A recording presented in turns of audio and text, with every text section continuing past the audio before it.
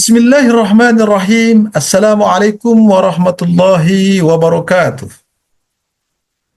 Alhamdulillah, bersyukur kita kepada Allah Subhanahu wa taala karena Allah Subhanahu wa taala masih izinkan kita bernapas hingga saat ini. Apa kabar para pemirsa dimanapun Anda sedang bahagia ketika dan saat ini? Semangat, ya, semangat bagi eh, pekerja-pekerja hijrahan kita di Singapura ini. Dan semangat mendengarkan wejangan-wejangan yang disuguhkan oleh suara kita. Hari ini kita masuk pada 19 Ramadan. Masya Allah. Allahumma barik lana fi syahri Ramadan. Jadi pada kesempatan ini saya ingin mengajak kita untuk membahas sedikit banyak tentang saling kunjung berkunjung. Baik sebelum Ramadan, ketika sudah Ramadan, maupun selepas Ramadan. Subhanallah.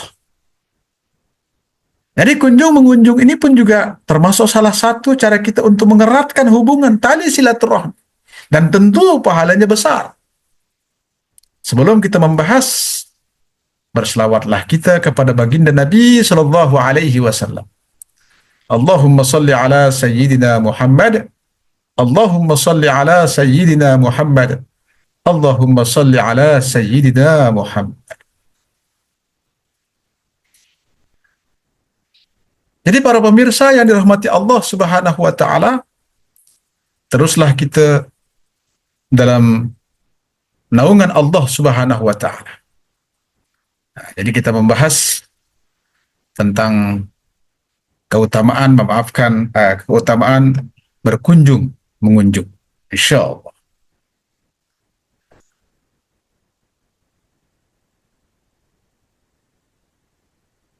Bulan yang ke-19, ya, hari ini yang ke-19. Minta maaf, keutamaan berdoa ketika dalam kerisauan.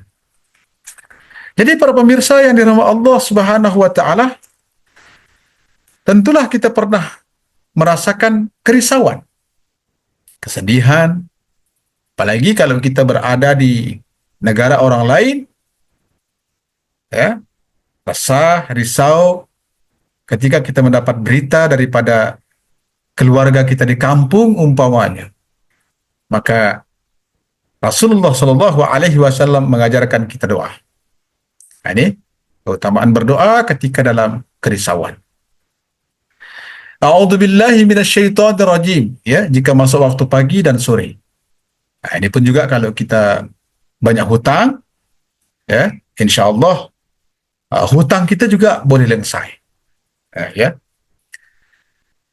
Allahumma inni a'udzu bika minal hammi wal hazan wa a'udzu bika minal ajzi wal kasal wa a'udzu bika minal jubni wal bukhal wa a'udzu bika min ghalabatid dain wa qahrir rijal. Ini Latinnya, ini terjemahannya. Ya Allah, aku berlindung kepadamu daripada kebingungan dan kesedihan. Aku berlindung kepadamu daripada kelemahan dan kemalasan. Aku berlindung kepadamu daripada ketakutan dan kekikiran. Aku berlindung kepadamu dari lilitan utang dan tekanan orang. Jadi para pemirsa yang dirahmati Allah Subhanahu wa taala, demikianlah Nabi Shallallahu Alaihi Wasallam mengajarkan kita doa, ya, supaya kita tidak terlilit daripada hutang. Jadi para pemirsa yang dirahmati Allah Subhanahu wa taala,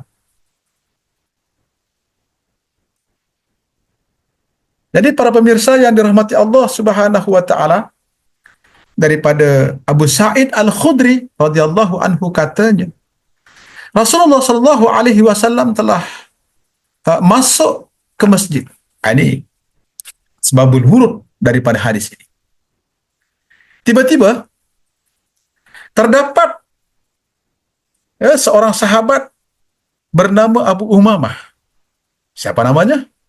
Abu Umamah radhiyallahu anhu.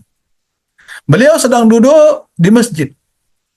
Beliau bertanya, ya Rasulullah Shallallahu Alaihi Wasallam kemudian bertanya, wahai Abu Umamah, kenapa aku melihat engkau sedang duduk di dalam masjid, sedangkan bukan waktu salat?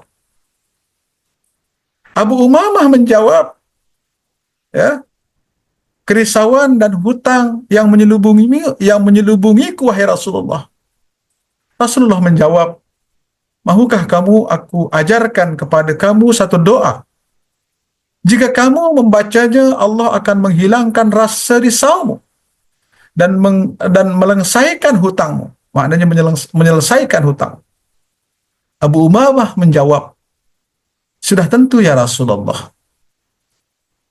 Maka baginda bersabda, ucapkanlah pada waktu pagi dan petang. Itu doa yang sudah kita baca tadi. InsyaAllah senang untuk kita hafal. Allahumma inni a'udzu bika minal hammi wal hazan wa a'udzu bika minal ajzi wal kasal wa a'udzu bika minal jubni wal bukhal wa a'udzu bika min ghalabatid dain wa qahrur rijal. Jadi hadis ini para pemirsa yang dirahmati Allah Subhanahu wa taala diriwayatkan oleh Imam Abu Dawud. Ya, doa ini dibaca pagi dan petang untuk mengatasi perasaan risau dan sedih akibat ketidakupayaan menyelesaikan masalah yang ditimpa. Lebih-lebih kita di rantauan orang kadang-kadang membuncah rasa rindu ingin pulang. Bacalah doa ini. Insya Allah akan terobati. Yang kedua, intipati doa ini adalah memohon perlindungan daripada segala perkara yang menghambat seseorang dalam usahanya menyelesaikan masalah seperti malas, lemah, takut, kikir, dan tertindas.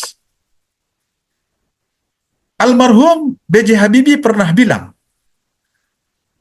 saya sering melihat orang yang kakinya lumpuh, kodong, tidak ada tangan, sukses dalam kerjanya di dunia. Tapi sampai sekarang ini saya tidak pernah melihat orang yang malas sukses. Jadi supaya kita terhindar daripada rasa malas tersebut, bacalah doa ini. Insya Allah. Yang seterusnya, ia mengajarkan bahwa seorang muslim perlu tabah dan berani menempuh cabaran dan bukan hanya memeluk tubuh atau menyerahkan pada takdir. Ini takdir saya. Jadi ada satu ungkapan mengatakan, jangan terlalu percaya dengan takdir, percayalah dengan usaha kita. Mau sukses, harus bekerja. Jangan serahkan 100% kepada takdir. Kalau kita sudah berdoa, berusaha, serahkan kepada Allah Subhanahu wa taala. Jadi sudah biasa kita dengar ada namanya duit, doa, usaha, ihsan, dan tawakal. Terakhir kita serahkan kepada Allah Subhanahu wa taala. Jadi sekali lagi para pemirsa yang dirahmati Allah dimanapun Anda sedang bahagia ketika dan saat ini, obati perasaan risau dan sedih dengan berzikir, memohon kepada Allah, dan berusaha mencari penyelesaian. Jadi motonya, ya, bina keyakinan, pupuk kebijaksanaan. Bacalah doa ini setiap pagi dan petang. Rasakan Allah Subhanahu wa taala memudahkan urusan kita semua. Barikillahumma lana fi syahri Ramadan. Barikillahumma lana fi syahri Ramadan. Barikillahumma lana fi syahri Ramadan. Sekian, wallahul muwafiq wal hadi ila sabili rasyad. Assalamualaikum warahmatullahi wabarakatuh. هو عنوان عطاء غيث لكل رجاء.